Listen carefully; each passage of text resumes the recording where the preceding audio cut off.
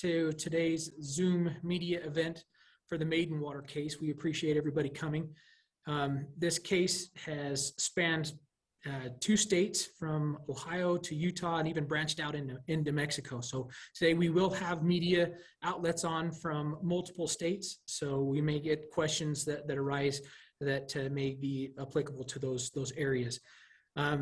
The way it will work today, we'll have 2 speakers. We'll have Agent Brian Davis and Detective Sweeney, who will be presenting from Youngstown. As far as questions, if people have questions throughout the presentation, feel free to submit those questions either on the chat, or you can submit them through the question and answer. We won't take those questions until at the end, after the officers have presented all of the case that they've investigated, and then we can address those questions that you have. We do have campaign materials or media assets that you can access on DPS News, which is dpsnews.utah.gov. You can access those in the newsroom, which there is video and pictures that you can put with this case. And it's under the Maidenwater Media Assets. So we'll go ahead and dive into the speakers. First will be Agent Brian Davis with the Utah State Bureau of Investigations. This case has taken 24 years to conclude. A lot of great work by all the officers involved. It's taken technology time to catch up with the evidence in order to make sure that we could get a conclusion to this case. We hope that it brings closure to the family and for the officers that are involved. So we'll turn it over to Agent Davis. Just a reminder for the speakers, after you're done speaking, if you can put that on mute. Okay, thank you. Can you hear me okay? Okay, so just to kind of start, I would like to do just a brief overview of this case. I know there's been previous media releases and information. It was back in 2018 in regard to the identification of the victim. You know, this case has been very extensive, and as Sergeant Roden stated, it's spanned 2 states and a long time.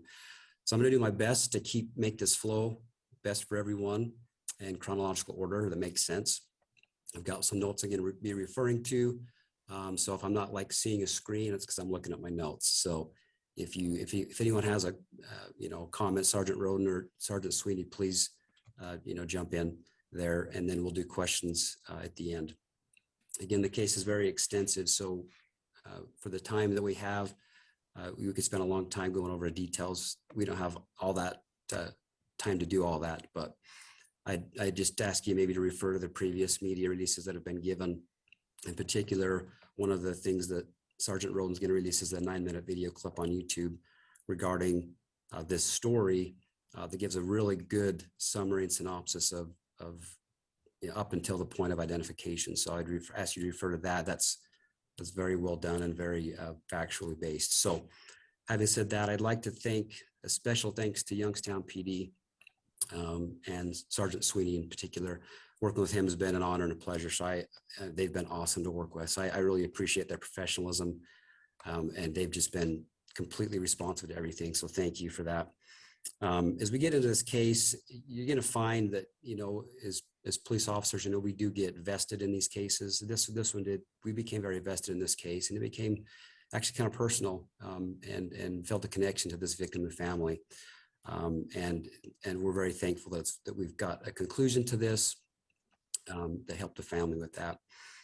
I'm going to spend a few minutes to kind of recap the facts of the Maidenwater case. This was dating back to April 20th, 1998, with a female victim that was found off the side of it was Highway 276, milepost 8. It was about 38 miles north of Lake Powell in Garfield County.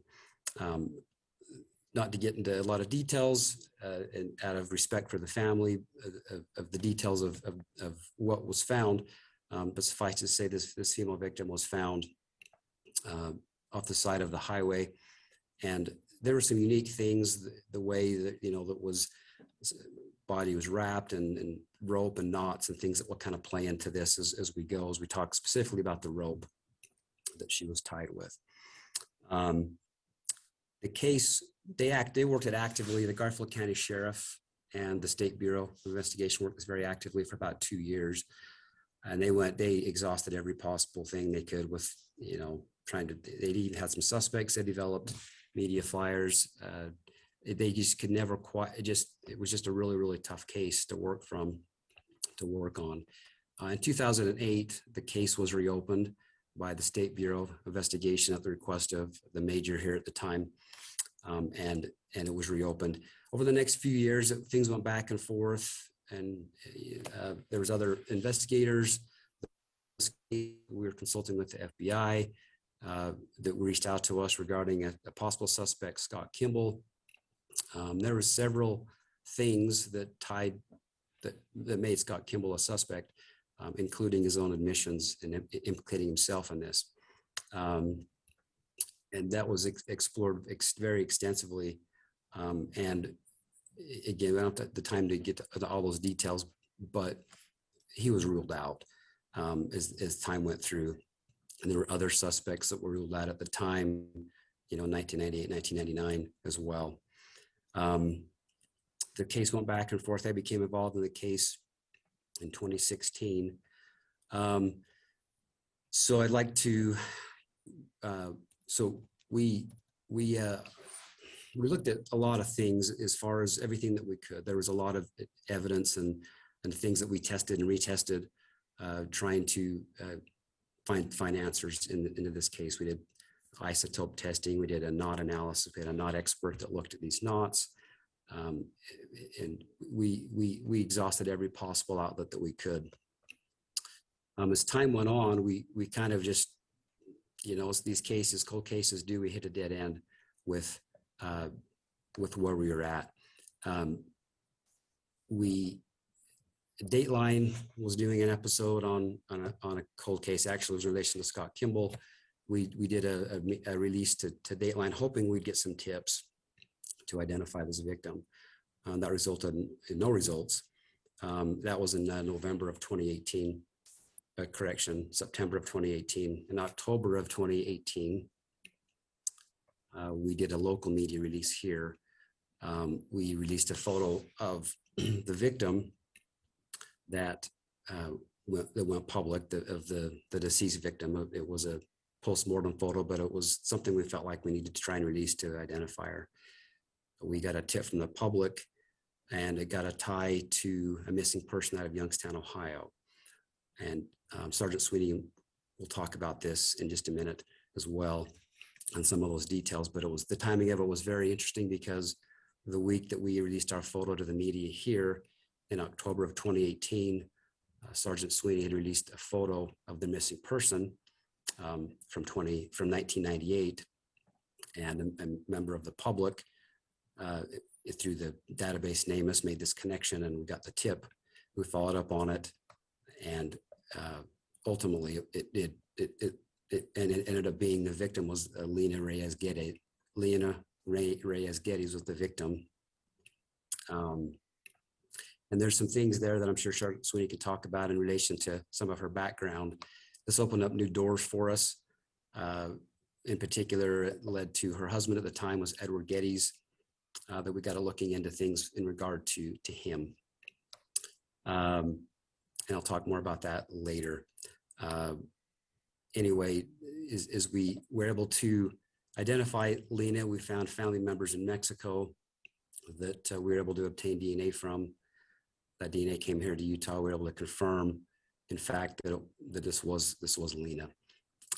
So this was a huge break in our case because of the match, and we're very happy to got this new information. And ultimately, this opened new doors and leads for us that led us further down the road. And just after 20 years, at the time it was 20 years old, within the time we did the media release to the time that she was identified and confirmed through the DNA was about 2 months. So it actually went really quick when it actually went. I'd like to talk just a second about her sister, Lucera Reyes, who was able to come to Utah in January of 2019. It took a couple of months to make arrangements. she's able to travel here to Utah and take the remains of her sister back home to Mexico. That was a major undertaking, and I had the people that stepped up to help were just amazing. The Utah Crime Victim Reparations were amazing for the cost of things. We had so many people that helped for that to happen, and for Lucero to take her sister back home was amazing. So again, if you want to refer to that video clip, that 9-minute video clip, it gives a really good overview of all more of those details, probably a lot better than I could do. And so given that's kind of up to that point, I'd like to turn the time over to Youngstown Police for their involvement. And then after that, I can talk more about what happened after this identification over the months and years, right, of that identification of how we're able to finally close this case. So I'll turn the time over to Youngstown, if that's all right.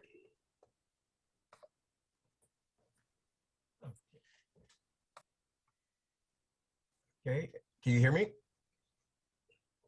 Okay, all right. First of all, I want to thank you all for inviting me to be a part of this call. I want to introduce myself. I'm Chief Carl Davis here with the Youngstown Police Department. I'd just like to reiterate a little bit on what Agent Davis said. This is a good day for the family and friends of the victim in this case. I really like to acknowledge and commend the collaborative efforts of the agencies involved in this investigation. Thank you for your diligence, your determination, and investigative skills that were that were able to solve this case, and most importantly, bring some closure to the family, friends, and loved ones of the victim. I'm not going to hold you too much longer. I'm going to turn it over to Detective Sergeant Dave Sweeney, who worked on this case, and he'll take it from here.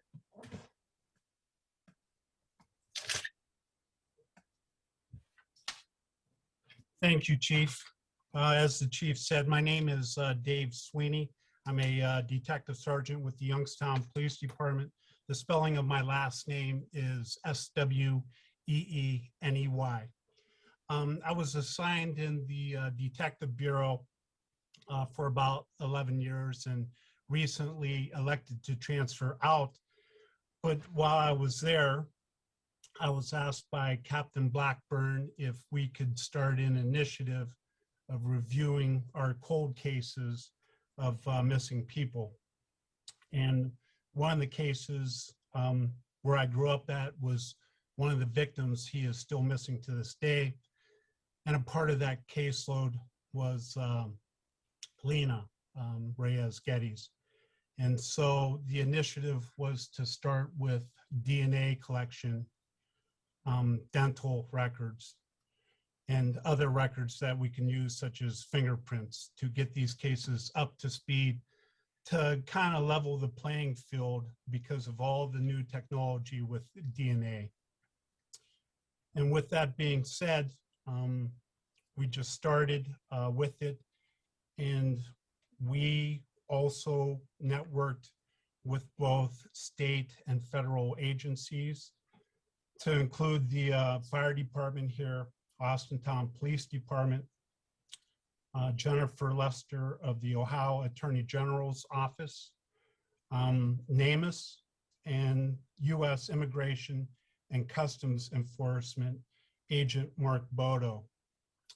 When we went with Bodo, he gave us he pulled the file for Lina, and we were able to get a good image. And Agent Davis talked about earlier with the publication on NamUs.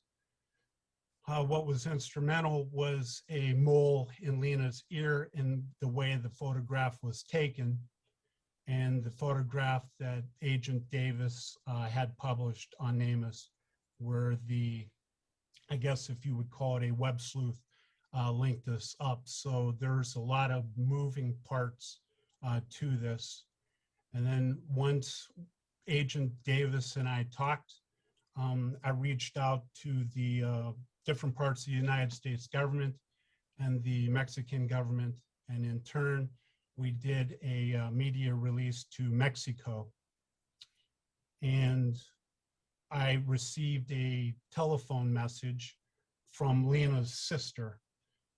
It was in Spanish. I have limited Spanish, so I talked to one of our officers, and we discovered it was Lina's sister.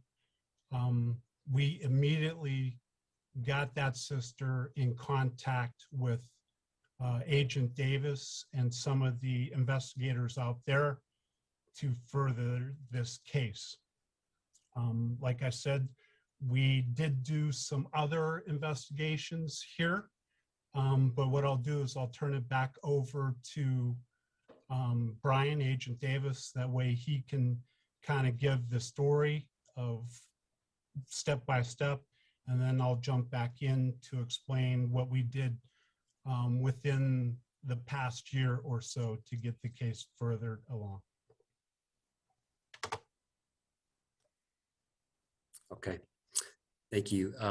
So once this identification was made, it was a major break for us, obviously, in the case, and we were again very happy about it.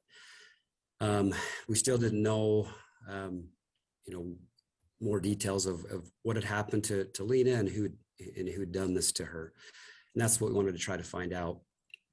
These cases are very difficult to work going back this long. So as this identification was made, and Sergeant Sweeney can talk more about this if you'd like as well, but there was people that came forward once she was identified, and these people were from Ohio, from the Youngstown area, that Sergeant Sweeney and I interviewed. They gave us some very interesting information regarding Lina and her husband at the time, Edward Getty's.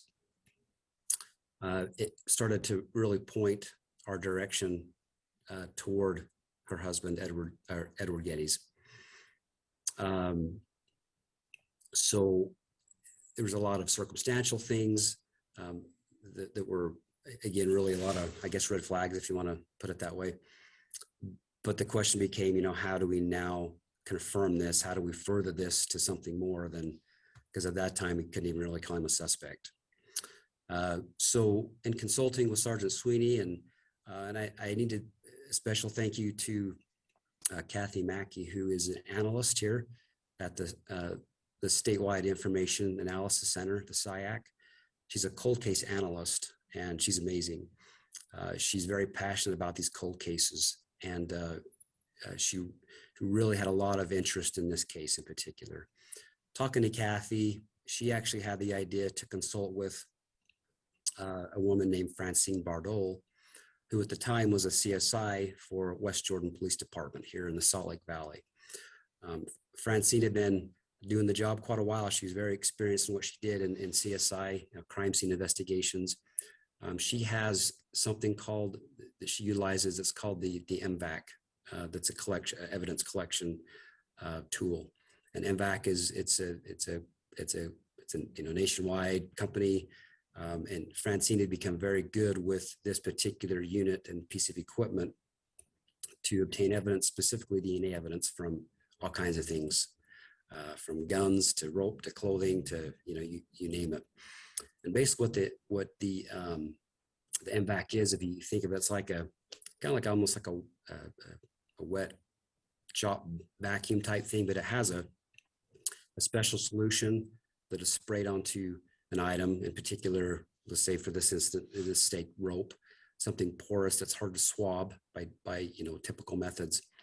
And this collection method, it sprays a solution onto the rope, and then this unit then will suck everything out with that sterile solution and places it through into a filter. And as you can imagine, trying to take something like rope, in this case, we had rope that our victim was bound with, and trying to swab it, with traditional swabs, you can see the challenge with that may present. And that had been done previously a couple of times with no results. The only DNA was ever found was of that of the victim. So we consulted with Francine Bardol with West Jordan Police, and she agreed to do this for us. So what we focused on, and there was other things that we focused on, some plastic and some rope and some other items, but we really focused on this rope. So Francine, this rope was given to her, and she did the MVAC on it to try to obtain DNA evidence from this rope. Now at the time, and this was in the early 2019 when he started doing this process. This is kind of a more specialized technique, and kind of needs specialized lab or place that can analyze those results. There was a lab that was coming online that we knew was coming online here. Was a cold case lab called Intermountain Forensics, that they were going to have some certain capabilities and technology and software that could analyze this, that we felt like would give us our best opportunity for answers for this DNA. We had to wait quite some time for that to come online. Once that lab came online, we got some interesting results initially. They call it a quant of the quantitative, or a quant of what was on those filters from the rope. And what we found was we had, just to give you an idea, and I'm no scientist, but 117 nanograms of DNA. Just to give you an idea, we can, technology allows us to get a full DNA profile from just 1 nanogram of DNA. We had 117 nanograms, and we knew that of that, 91% of that was male DNA. So that's a large amount of male DNA. So we were very excited about this, to have this kind of a break to work with. So again, it took some time for the lab to come online to process it. And we looked at, and our suspect had become Edward Getty's at the time. So trying to compare the DNA from the rope to him to a direct comparison wasn't a possibility, because he had been deceased since 2001 and had been cremated. So we didn't have any way to do a direct comparison to him. So we turned to some living family members, close family members of Edward Getty's, to try and establish a familial match with that DNA. And this was challenging. It's in some different levels, getting this DNA collected. Ultimately, we did collect 3 different samples, and 2 of those samples came pretty easy. That 3rd sample, not so easy, but we did get all of them eventually. What we did when we collected those samples, they came here to Utah. Sergeant Sweeney was able to assist with that as well and do this collection, and we kind of combined forces there and got the DNA all to one place. It did come to the forensic lab, Intermountain Forensics here in Murray, Utah. And the results from that were 2 of the 3 samples that we had at the time, they did confirm that there was a familial match to Edward Getty. So we knew that we were on the right track in that regard, but we had to rule out this 3rd and final person. And then at that point, it would basically the only 3 people on the planet that it could be. We'd rule them out and determine if they were a familial match or not. So Intermountain Forensics was able to do this and confirm that the familial match with 2 of the 3. But the other problem, another challenge that came in was it looked as though, from what they could see, there was a mixed sample on from the rope of possibly 2 male persons on the male DNA on that rope.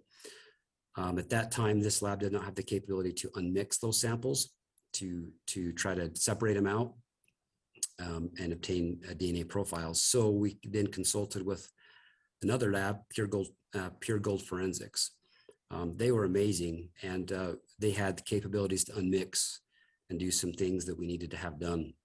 We were able to finally obtain that 3rd DNA sample from this 3rd family member, and we sent everything to Pure Gold Forensics. They were able to confirm, again, just to confirm the first two family members, that they were a familial match with an over 99% certainty that they were these direct relatives of Edward Getty's. And then they were able to take that third sample and come to the same conclusion that he was in fact, the familial match was there. Also, what Pure Gold was able to do is unmix these two samples.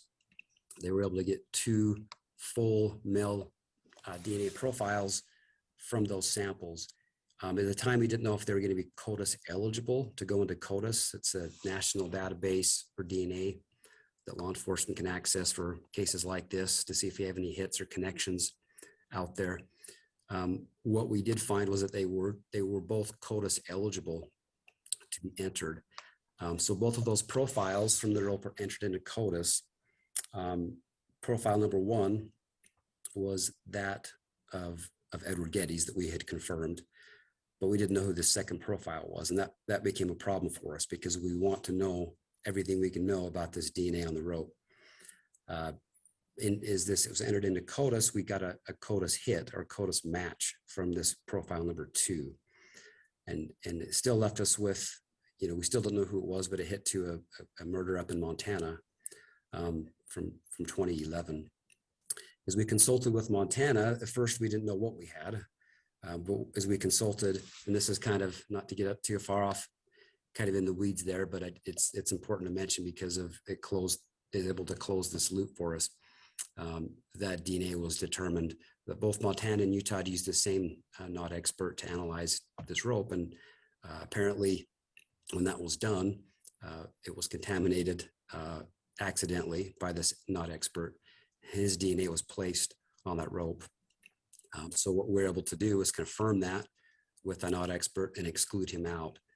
So now we knew the only DNA left on that rope was that of Edward Getty's. So I think it just goes to show the science of where we're at with DNA to be so sensitive that we can now unmix these samples. Even old degraded DNA samples, we can get good DNA profiles, separate those out so they're CODIS eligible to close this case out. So that's kind of the process we used. It's obviously taken, that was 2018, she was identified, it's now 2022. These things take time and they take money and they take effort. And I would like to thank the administration of the State Bureau of Investigation for using these private labs cost money. And they were able to, every memo I requested for these steps along the way, I was told yes. And without that support, this wouldn't have happened. To use these specialized labs and techniques to come to this closure. So, I mean, in essence, the conclusion of this, based on the totality of the circumstances, the only suspect left at this time was on the DNA on the rope was that of Edward Getty's. And with those totality of circumstances, he's the only one believed to be involved in her death. And if Edward Getty's were still alive, we would pursue charges of homicide in connection to her death against him. So the collaborative effort with Youngstown, with these labs, with our SIAC, with so many people has made this possible. And to have this answer finally after now 24 years is incredible. And I'm just personally very thankful for all of that, the things that came together, and for all the help that was given. So that's kind of explains what we've done. So I can turn the time over back to Sergeant Sweeney at this time.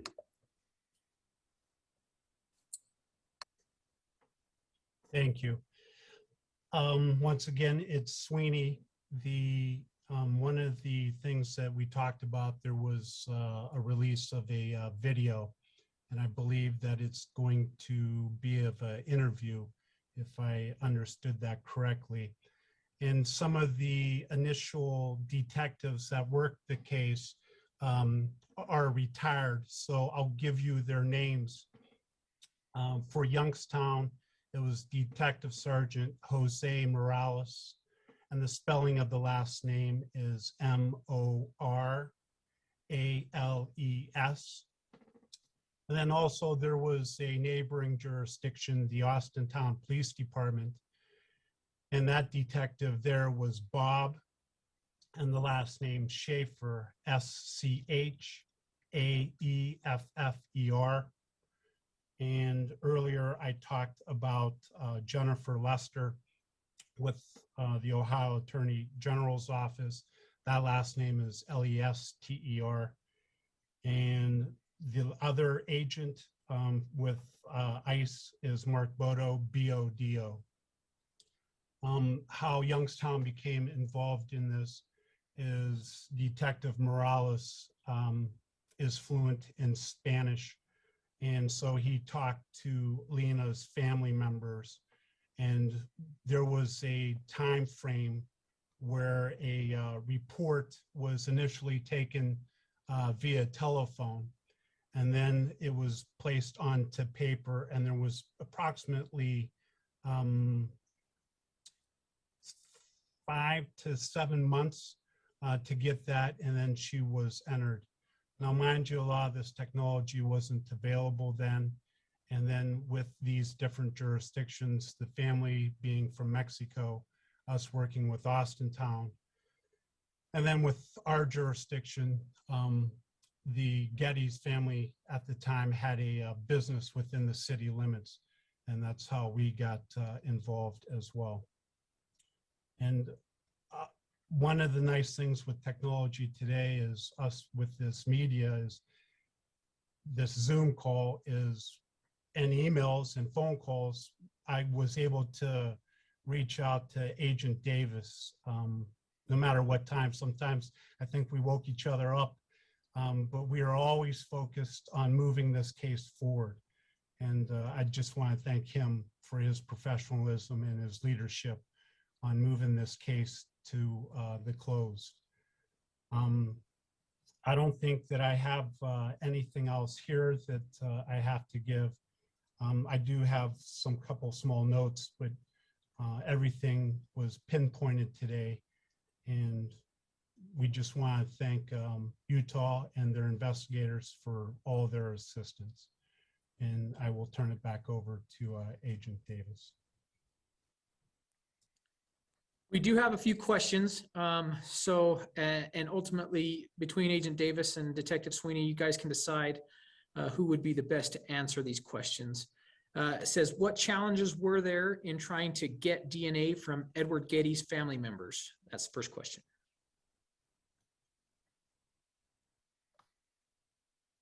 You want to talk about that, Dave, or do you want me to? Sure, I'll jump on it. We had 2 family members that willingly consented and provided DNA standards. And then one of the standards that we have to do or can use is a search warrant. And we petitioned the Mahoney County Court of Common Pleas and had a search warrant reviewed, and we were granted the search warrant. And in turn, we worked with one of the attorneys here in Youngstown. And then we were able to obtain the last DNA standard. And then 2 of the standards were sent from Youngstown out to Utah. So there was some small hurdles. We just got everything in order, consulted with the various prosecutors here in Mahoney County.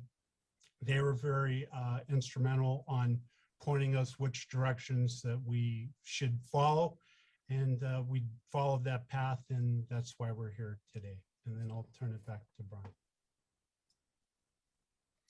Brian. Next question, Detective Sweeney, is probably going to be best answered by you as well. Ask, how did Edward Getty's die?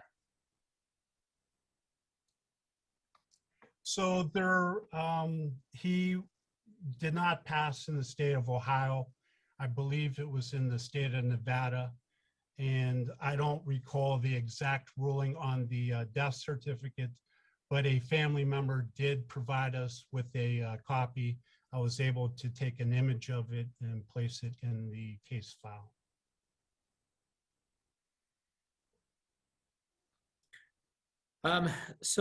This one for Agent Davis. What does it mean to you as an investigator to solve a cold case like this? Well, it's actually pretty amazing. You know, being a law enforcement has its challenges, as I'm sure you can imagine. We have ups and downs. We have good things and bad things. I personally, I love this job and love this career, but it's not without its challenges. These cases are very difficult, as Sergeant Sweeney, I'm sure, can attest. They're tough, and they can be very disappointing because you hit a lot more dead ends than you get, than you have success in. This case in particular, I have to say, probably of my career, has been the most rewarding to me, just because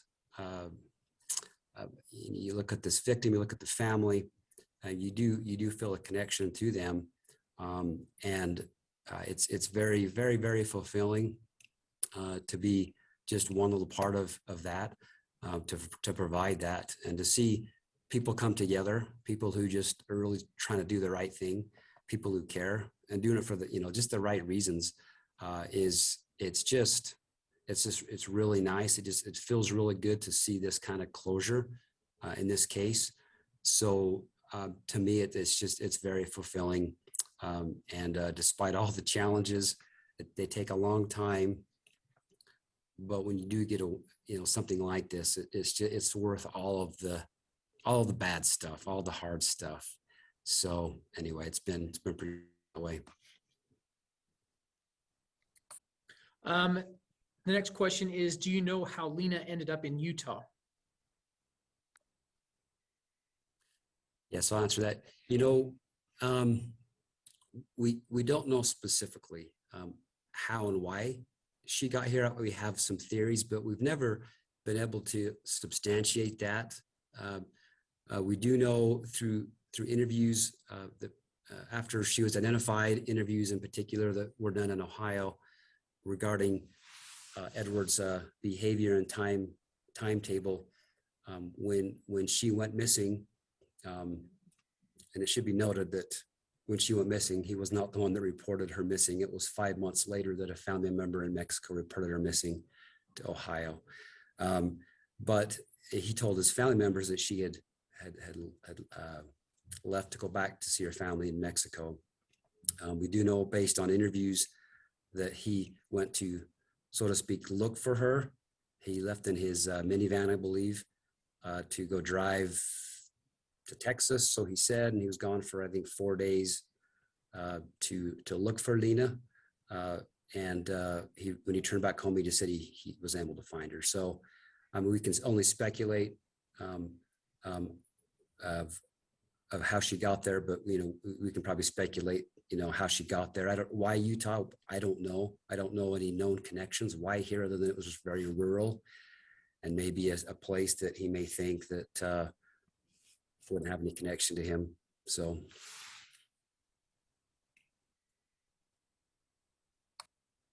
next question. So it is a little bit of a repeat towards the Edward Getty's, how he killed himself, but do we know if he had any sense that law enforcement was closing in on him? That was the first question. The next part of that question, what has been the response from his family since?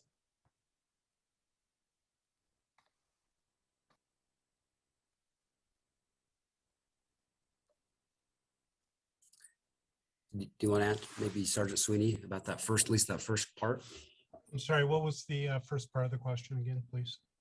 First part of the question is, do we know if Edward had a sense that law enforcement was starting to close in on him? That I would be unable to answer. The investigation-wise, as far as this case, I would say no, because we're still a long way off with Lina's identification, and then we still had to work through the DNA process. And I'm unaware of anything else, any criminal investigation that would lead to that. Is anyone aware what the response of his family has been? I haven't reached out to any family members. I know that the one family member has passed away. So we would be unable to work with them. And the second one, I have not contacted the local attorney here to explain that the case has been closed. But probably after this meeting that he would become aware, and then I would also be doing a follow-up with counsel to provide this information as well. Agent Davis, what has been Lina's family's response to this conclusion? It's been very positive. You know, I mean, as you can imagine, what they've gone through, and in particular, I mean, my communication has been specific with Lucero Reyes, who at the time that Lina went missing in 1998, she was 11 years old. So her growing up, she just didn't know what happened to her sister. You know, she's a sweet, humble person, and you know, she's very thankful for the effort that has been put in. And I know that it's not the answer that she would have wanted when she found her sister in these circumstances. But they had suspected, and in fact, quite frankly, their family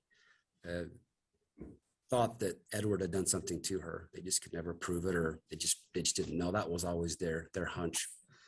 So to have these answers for them, at least to be able to bring her home, back to their home with their family, it's given them closure. So they've been very gracious with that, very thankful. So. Is there a way to know if Lina had been dead for a long time before she was found? Yeah, I can answer that too. So, no, she had not been been dead for very long. The situation that she was found in, she was very, very well, you know, I guess the word I'm looking for, you know, well preserved, but it was not long. I mean, she went missing on April 8th, I believe. She was found April 20th.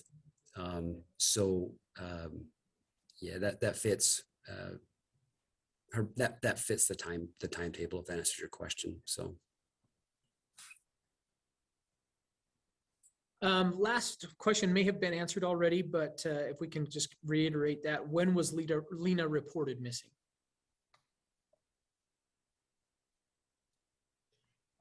So there's two items, like I said. First, there was a telephone conversation, then that was April 8th, 1988. That was the telephone. And then it was reduced down to a Youngstown police report, September 28th, 1998. And that report was generated by Detective Sergeant Jose Morales.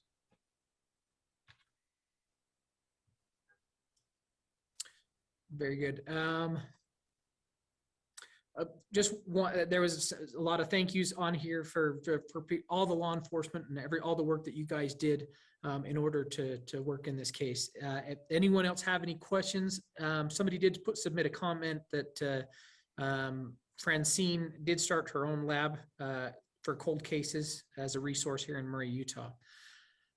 So while we give anyone else a chance to ask any last minute questions, there again, just to reiterate, there are media assets that are available at dpsnews.utah.gov. If you go under the newsroom tab, it's under the Maiden Water Media Assets. There are pictures of Lina. There are pictures of her sister when she came out to Utah to take Lina's remains back to Mexico. There's also some interviews on there, as Detective Sweeney mentioned, an interview with Edward Getty's, and then the video that Agent Davis also mentioned earlier. There are a couple more questions. Can we use the video put on YouTube? Yes, of course, you are able to use that.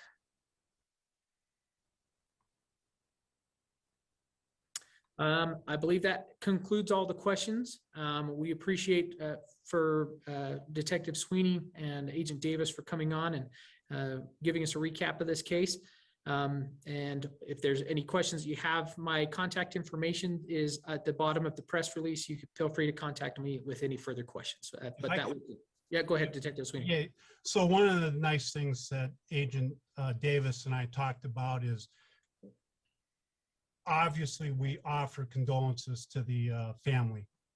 But one of the other things that we look at, whether it's in Utah or in Youngstown or the neighboring jurisdiction, I'm looking at a total of 16 people missing from the Youngstown area, 14 specifically from Youngstown's jurisdiction and 2 in the surrounding areas. And I may be missing a few, but if people would go to NamUs and take a look, these cases are solved or pushed forward because of Agent Davis or the other investigators. It's very important because even if there's a small tidbit of information, it could lead to us solving another case.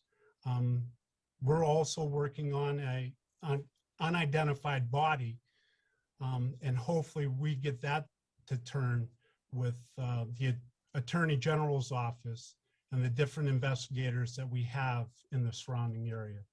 And once again, thank you to Agent Davis, and we wish you continued success on your cold cases. You are definitely a leader in this field, and thank you for your professionalism. We did have one additional question come in, and it's probably Detective Sweeney going to be best answered by you. Has Edward's possible motive been discussed? That's the first part of the question. Second part of the question, when was he investigated initially, and what stopped investigators from reviewing him further? So he did come in for the interview. I believe that a snippet of that interview was placed up by your jurisdiction.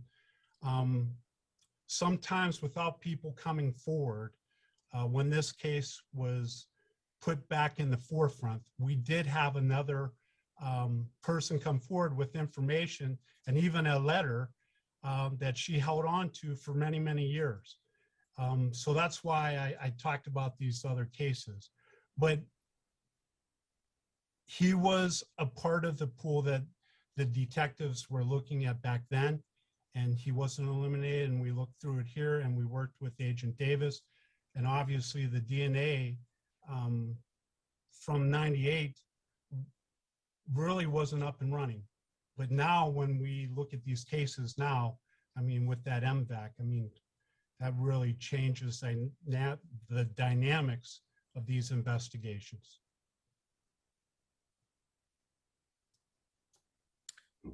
Very good. One last comment by Kathy Mackey at the Utah SIAC. She works at the Utah SIAC and oversees the cold case law enforcement database. And she can be reached at let's see, I'm going to spell it, KMACKAY@utah.gov. All right, I believe that will conclude today's press event. Again, if you have any further questions or needs, feel free to contact me at my contact information on the press release. We appreciate you attending, and we will close out of the meeting today.